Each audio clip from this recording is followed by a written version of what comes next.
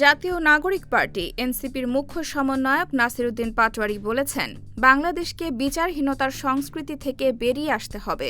তিনি আশা প্রকাশ করেন, তারেক রহমানের নেতৃত্বে গঠিত সরকার সহিংস রাজনীতির অবসান ঘটিয়ে হামলার ঘটনাগুলোর বিবেচনা করবে। সিলেটের শাহজালাল বিজ্ঞান ও প্রযুক্তি বিশ্ববিদ্যালয়ে জুলাই স্মরণে অগ্নিঝরা জুলাই, রক্তের ঋণ ও আগামীর বাংলাদেশ শীর্ষক আলোচনা সভা শেষে সাংবাদিকদের প্রশ্নের জবাবে এসব কথা বলেন তিনি।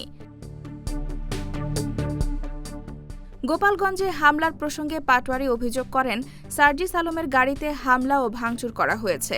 নিজের ওপর হামলার প্রসঙ্গ তুলে তিনি বলেন, আমি বেশি কথা বলি এমন যুক্তি দেখিয়ে হামলার ব্যাখ্যা দেওয়া হয়েছে।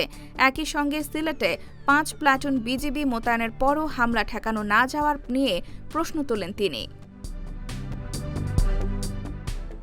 আলিফ নামে এক এইচএসসি পরীক্ষার্থীর চোখে হামলার আঘাতের প্রশ্ন তুলে পাটোয়ারি বলেন, প্রিয় তারেক রহমান, আলিফের চোখটা ফেরত দিন, আমরা আর কিছু চাই না। এনসিপি নেত্রী মাহমুদা মিতু অভিযোগ করেন, জুলাই আন্দোলন গণতান্ত্রিক কাঠামো ফেরানোর জন্য হলেও বিএনপি আবার ফ্যাসিবাদী কাঠামোর দিকে যাচ্ছে।